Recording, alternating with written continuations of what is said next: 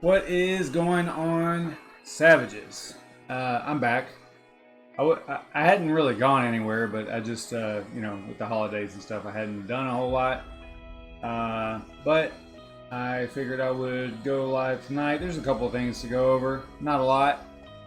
One of the projects that I follow, you guys know that I follow ArrowChain, privacy coin.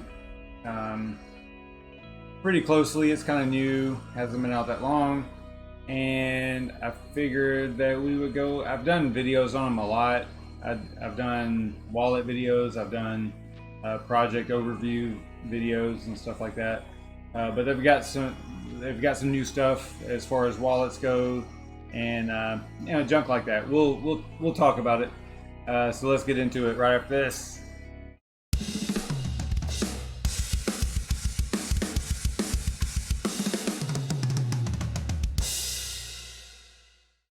Before we get into the meat, though, I wanted to bring up that CryptoNuffe, he's over there in Norway, and he actually did a spur of the moment kind of giveaway, and this was really cool because he basically just said, "Hey, I'm gonna pick a winner, and I'm going to point my rigs at their address." And he's got 3 gigahash, roughly, right here's the tweet, 3 gigahash of Ethereum mining, right, or Ethash, and he was just going to give it away and point it to the winner's ETH address and let it rock. But what happened was everybody kind of jumped in and goes like, hey, I'm in too, whoever you win, I'll point my rigs at them. Whoever wins, I'll point my rigs at it at that address as well. So turns out I think he's getting, the winner was Marius842, this guy right here.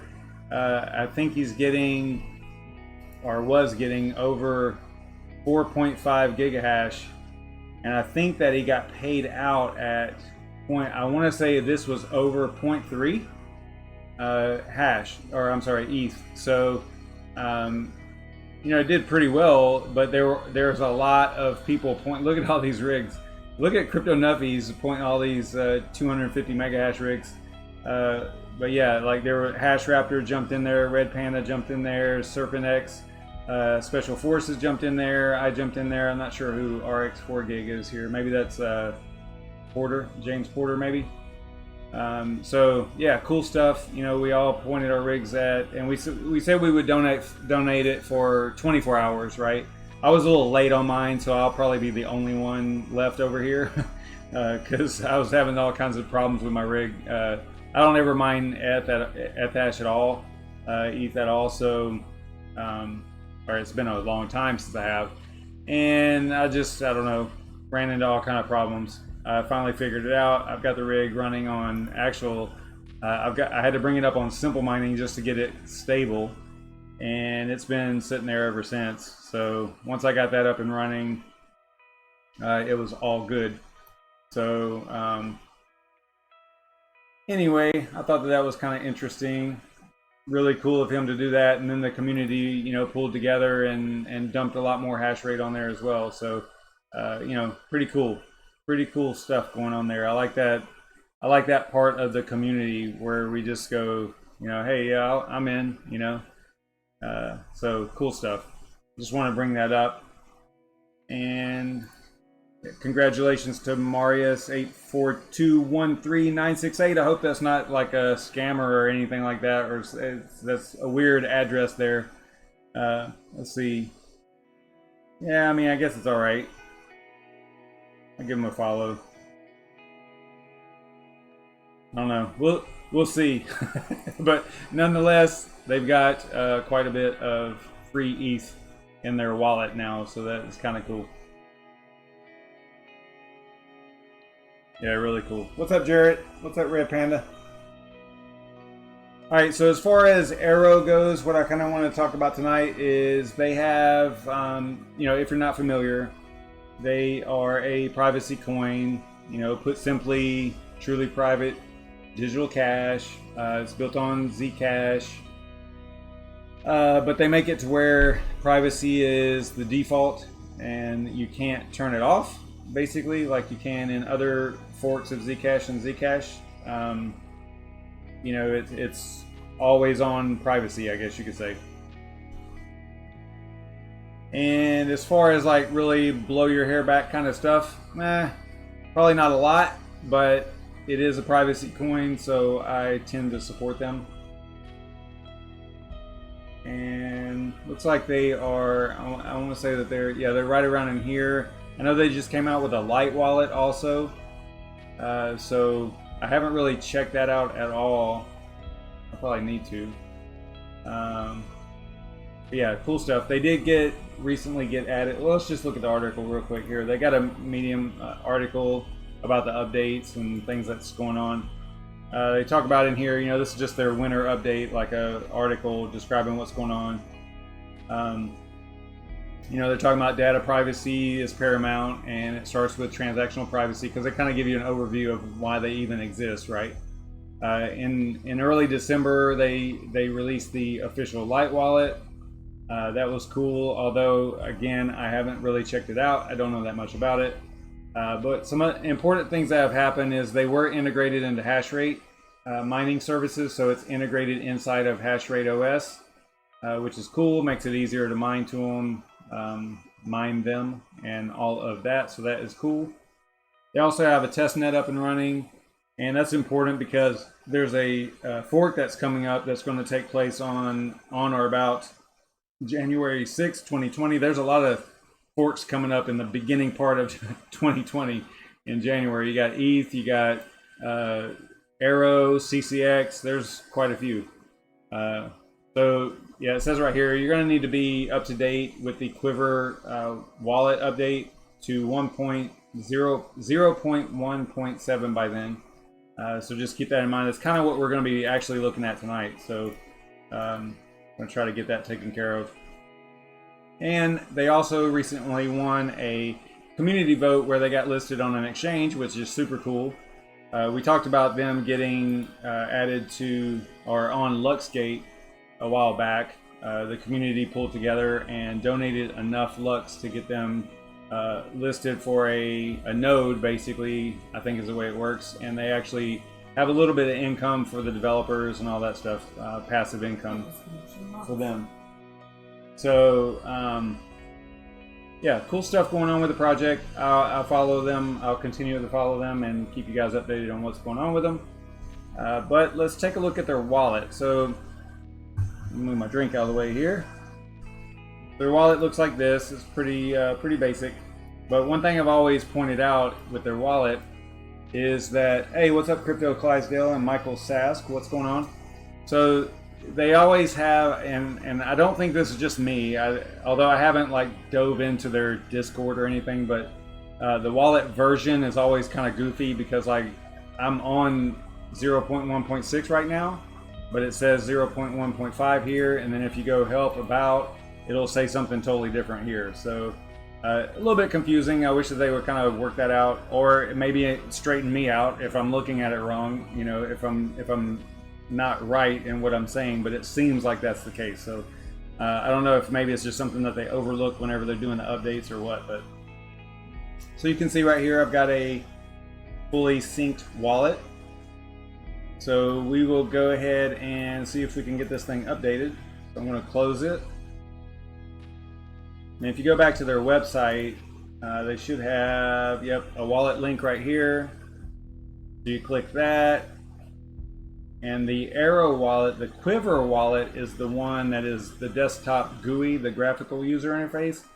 And then they have the Arrow, I think just the Arrow wallet by itself is the command line, I think is the way it works. So I'm going to go to releases and then Quiver right here, and you can see latest release. You know, you always want to do your checks. You want to check to see if the site is secure. If you got to the website from a link on the official website, which we did, you know, all these things you want to check as you go through the process of updating a wallet. You don't want to grab a malicious wallet. So I feel pretty confident that we're good here. I don't think that they have SHA-256 or anything like that, any type of hash checking on it.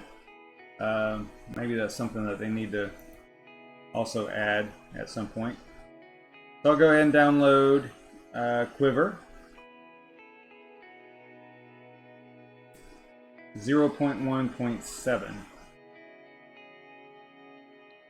Alright, so it should be good.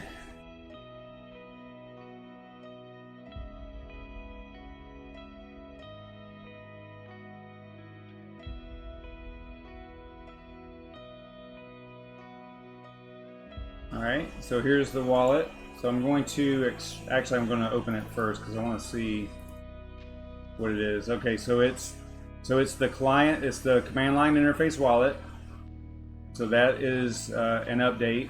And then you got the daemon, which is also an update. Hey, what's up, Serpent? Serpent X Special Forces. See, now I can get your name right. So yeah, I don't think that they have any SHA-256 checksums over there at all, but maybe they'll do it in the future. So you got ArrowD, the daemon itself, and then also the actual wallet, which is cool. So probably if you did a README, it would probably explain all this.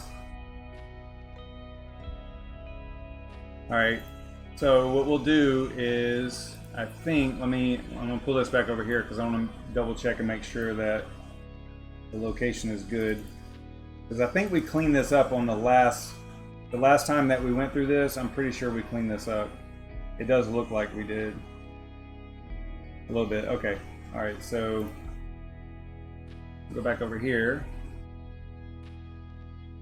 So all we need to do is extract this. So we're going to right click, extract all. It's going to ask where we want to put it. So we're going to throw that on in the same location that it is now, which is D drive, Arrow, wallet. So this is the location of the wallet. So right now, these three, those files, so I'm going to cancel this so I can show you real quick here. So these files right here are in that location right now. So if we go over here, you can see them right here. So you got Arrow CLI, and you can see here 12/13, so December 13th. I mean, we could look at the version and all that stuff and kind of compare, but it'll be just as easy just to look at the date at this point. So we got Arrow Silly Wallet here, 12/13, Arrow D, the daemon, which is 12/13, and then we've got Quiver.exe, which is 10/25. So these should be updated whenever we extract it. And there's not really much of a reason to do backups or anything like that. I mean, you could back up these files just in case there's like maybe something wrong with the executable. But in this case, I mean, you've got your blockchain data up here, you got your wallet file here, and I've got several of them because I was playing around with stuff. Yeah, so I think that, you know, you're essentially only going to replace this file, and this file, so you should be good. I don't think that there's much reason of doing backup. If you wanted to do a backup, you know, you could grab those three files because you know they're going to be replaced. Copy, go into backups. I wouldn't back up to the same folder like I am, or the same drive, but just in case, you know, we have a backup of those three files in case something goes, you know, catastrophically wrong. I don't see that happening, but. Alright, so let's go back to where we downloaded it to. We're going to extract. Go over here.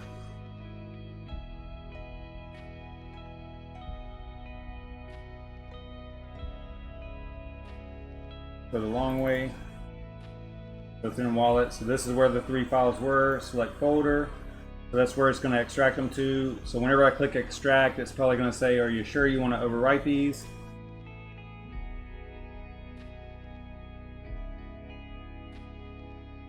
Maybe not. It did not. Okay, so here's what it did. Let's see here. All right, so here's what it did. And it did, you know what? We did this last time too.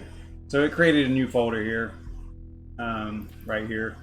So what I'm going to do is I'm just going to click these, highlight them all. I can just cut them out of there. paste them in over here, get them back in the same location, you know, as before. So yeah, just keep that in mind. It just created its own folder here. Probably a good thing because it's got the version number and stuff on it, but the way that mine is set up, it's just kind of cleaner.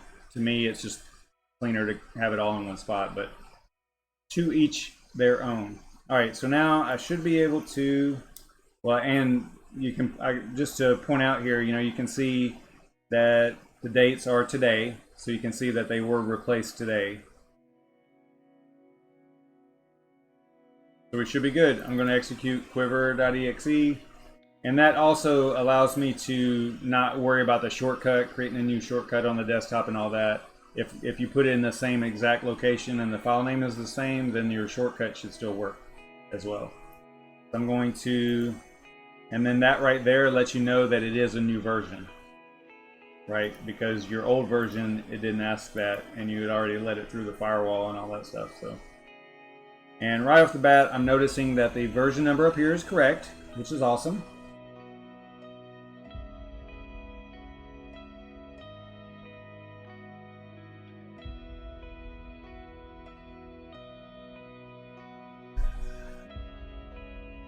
And it was fully synced, so I don't think it'll take very long to start up or anything. Because it's basically using, it's not basically, it is using the same blockchain data as the previous version. So, hey, what's up, Shuby? Thanks for tuning in, man. I got my door shut and it is burning up in here because this ETH mining I'm doing is it's really it's stressing my rig out for sure. It's not usually this loud or producing this much heat because I'm usually mining, you know, CryptoNote coins, a lot less power, a lot less heat generation and all that. So yeah, it's insane. I actually had to turn 2 GPUs off simply because it was trying to pull, and it's probably just me. I probably haven't completely configured it, you know, like optimized it or anything, but, and actually you guys can probably help with that. I could not get, there were several miners that I tried. I tried Claymore, I tried Team Red miner. I could not get, I don't even know what I'm using right now, to be honest. I'm using, yeah, I'm using Team Red on simple mining, but on the other OSs, I could not get it to work. I just could not get it to work. CryptoNuffe actually was looking at it too, and it was really late last night. It was like 2 o'clock in the morning here. I think he was at something like 8 o'clock in the morning or something, but he was checking it on his end too, and it seemed like there was something going on with Hive OS. I was trying Hive, it wasn't working. I tried Hashrate OS, it wasn't working. But again, it's probably something I'm doing. It's not, probably not anything wrong with those OSs, it's just me. So I had to revert all the way back to simple mining just to you know, hold up my end of the deal with donating the hash rate to the winner that CryptoNuffe announced. So that's kind of where I was at with that.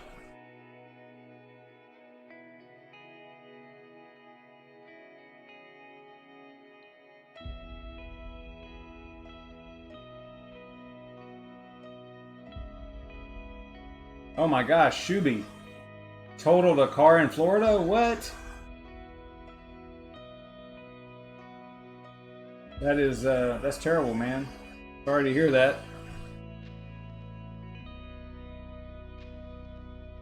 Glad everybody's okay, though.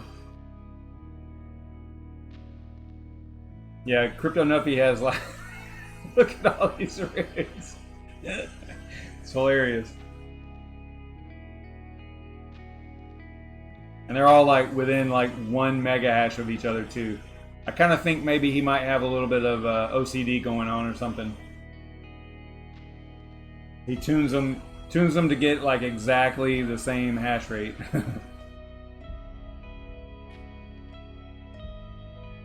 Yeah, I had to turn 2 of my GPUs off because it was just drawing way too much power. Right now I'm at 1330 at the wall with, I think I've got 9, I want to say I've got 9 GPUs running. This shows 11, but in Team Red Miner, I only have, let's see how this looks here.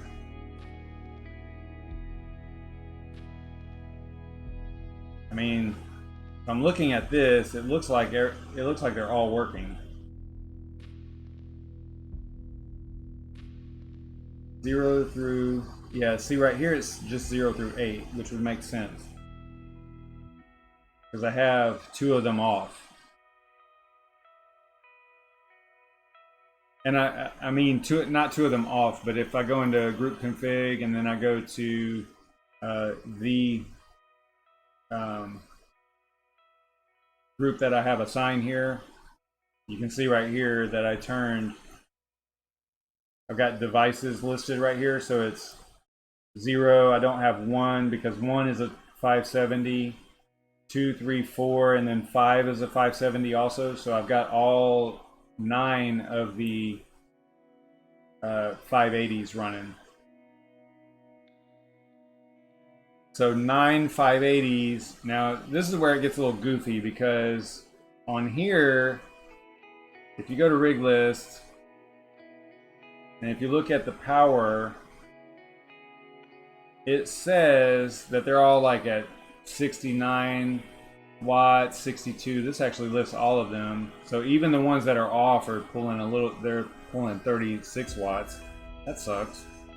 I don't want to use them at all, but it looks like Simple Mining is forcing them to at least be listed, I guess. But yeah, so I'm looking at these values and I'm like, wait a minute. So what is taking all of the power then? Because if they're all less than 70, or let's just call it 70. So 70 times 9, that's 630 watts, right? So why is it saying 1200 and why am I showing 1350 at the wall? Right? So something's not right.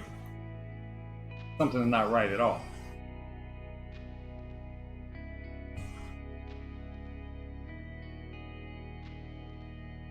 And it is running hot because remember, this rig is the one where it's a 6 GPU frame that I've got 11 GPUs in. So remember, I don't know if y'all remember that, but yeah, it's that guy down there. So it's a 6 GPU frame that has 11 GPUs in it. So 75 watts per riser sounds like a lot. Maybe because of what it's mining. I don't think that I get that same situation mining other projects, but maybe. Well, I can tell you this, and the reason I even brought it up is because if I'm mining CryptoNode algorithms, all those numbers match up pretty close, right? So like at the wall, I don't know if you can see that or not. So at the wall, I get about what Simple Mining or HiveOS or HashrateOS shows. It all matches up, but in this case, it's not even close. Like not even close. So maybe it's just the way fhash algo works on how it's displayed, I guess. I don't know. It could be that too.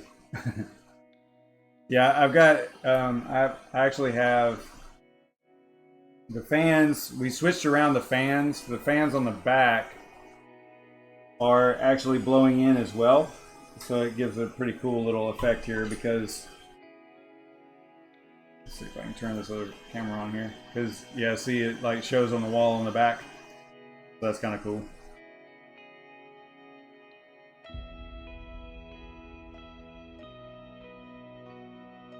Because the fans on the back are also blowing in actually, instead of like flow through, because this is all open right here. So just dumping more air on them tends to be a little bit better, I guess. They are really hot though. Luckily, I only have to do this for what, 18 more hours or something. Now I'll be good.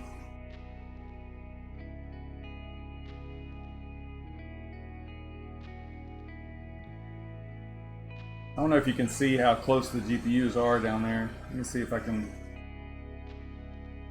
get some light on it there.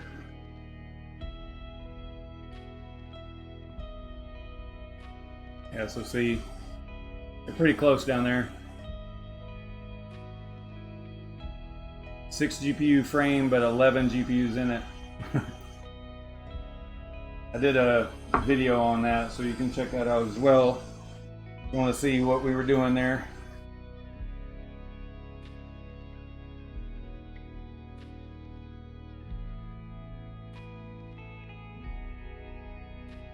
So tomorrow is Friday, and yeah, they're probably about that far apart.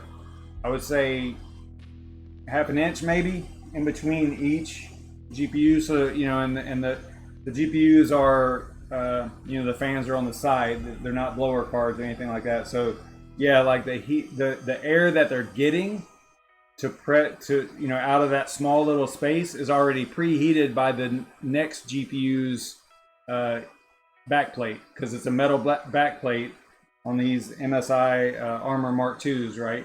So that air in between there is already heated whenever it tries to blow it on the GPU itself, you know. So it was just, we were just kind of playing around with it. It was just a thing that I wanted to see about doing. I like density. I like that having I like having this density like that. It was kind of cool little project, you know. And RX 580s aren't profitable right now, so it was just like, why not, you know. But then whenever this came up with CryptoNuffe and donation of hash rate and all that stuff, I was like, yeah, I'll go ahead and try to fire it up and see what happens. So pretty cool little project, I guess.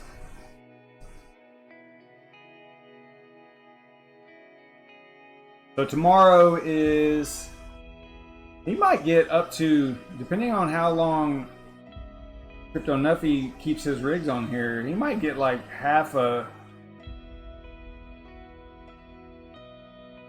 he could get half of an ETH. I think he got one payout so far of 0.3, maybe. It might have been actually more than that. Anyway, so tomorrow is Crypto Fireball Friday, and I was kicking around, and actually Serpent, you can probably help with this. So, because you're more into the hardware side of everything. You guys know I'm trying to build, I've been collecting the parts and whatnot on building a new machine, streaming machine, and machine for me here in the little home office. And the motherboard I got was an MSI, let me bring this up so I don't mess up the name. Actually, I can just get the box. Hang on a second.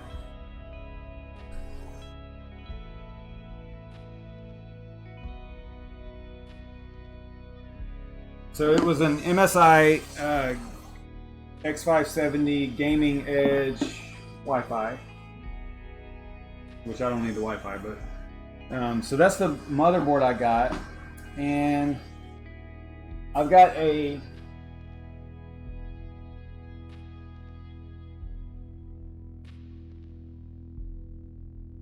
viewer that he actually is using this board to mine with. He's got a 3900X, I think. And remember, we already put this all together. We built it the other day in a stream. And he's mining with it, and he noticed his temperatures were like really high on the TPMs, right? So he did a little bit of research, found out that it's a horrible motherboard for like stressing and like really running, you know, probably on the, definitely on a mining side, it would, because it's constantly mining, you know, it would probably run hot. So that's it's a heavy load like all the time, because he was mining obviously Monero Random X on it. Not obviously, but that's what he was doing with it. And hey, what's up, Donald? And so I got to thinking about it. And I'm like, I don't really want to have any problems with this motherboard, right? So I was kicking around the idea of maybe returning it and getting a different one. But then I did a little bit more research. There were some other benchmarks that I was looking at. I did confirm what my viewer was telling me. You know, it was all true as far as, you know, being a problem with overheating whenever it's under heavy load for an extended period of time. But you know, I looked around. I did some other stuff. I'm not going to be mining with it. I mean, I might play around with it just to, you know, just to play around with mining Monero or whatever, Random X or other Random X projects. But it's not going to be the intent of the machine. The intent of the machine is for streaming and video, you know, rendering and whatnot. Which some of those might actually might get hot because it'll be heavy load for an extended period. But I think that I'm going to be okay. And you know what? If not, then I can maybe shift this over to a different machine and get a new motherboard for this machine. I don't know. So I think I'm going to go ahead and stick with this motherboard. I already have it all, you know, put together and stuff. So I think I'm going to stick with it. So my point is that probably tomorrow night for Fireball Friday, we can probably throw that machine together. I don't think it's going to take very long because the hard drive's already there. There's no other peripherals as far as CD-ROMs and stuff like that. I don't have anything like that. The Windows 10 is going to be off of the USB. So really all I have is the memory and CPU is already in there. You can see that video a couple weeks ago or last week. So all I have is the power supply, which I got in, and the GPU. And that's it. And the GPU's over here. So I'm gonna pull it out of a rig. I'm gonna use the 1660 Super that I bought. So that's gonna be the GPU for that rig or for that machine. And then that's it. Probably over time I'll probably upgrade a little bit because it's a themed machine, you know, it's got the Stormtrooper, the Riot Gear Stormtrooper theme.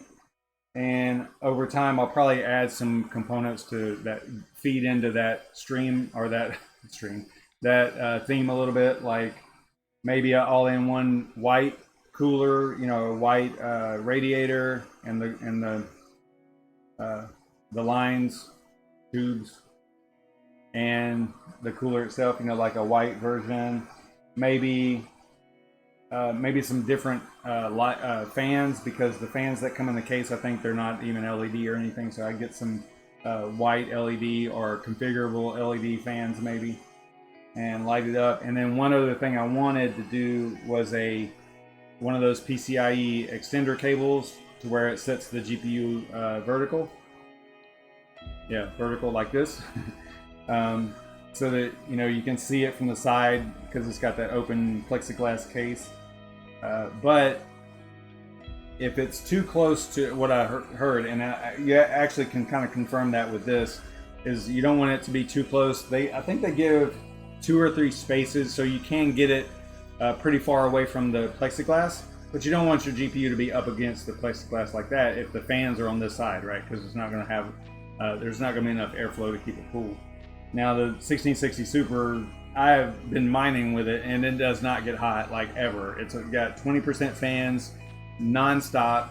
I can't even make the thing get hot, so I don't think I'll have a problem with that. But it just makes it to where, you know, because it's a pretty flashy GPU, you know, it's got LEDs and all that, so it'll put those on the outside so that I can see those as well.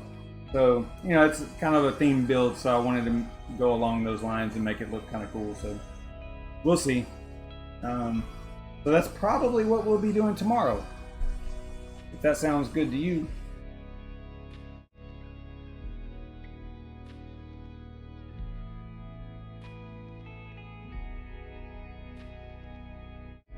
So I guess that is going to do it. I'm going to get out of here. I'll probably try to get a premiere video out for tomorrow, maybe. We'll see if I have time here. And then probably, you know, after next week, next Monday, everything will get back to normal around here, and I'll be able to be a little bit more consistent with videos and stuff again. So, all right, that is going to do it for me. Thanks everybody for stopping in. I really appreciate it. You guys are awesome. Thanks so much. I will see y'all tomorrow night. Fireball Friday. Crypto Fireball Friday, right? See you later. Stay savage.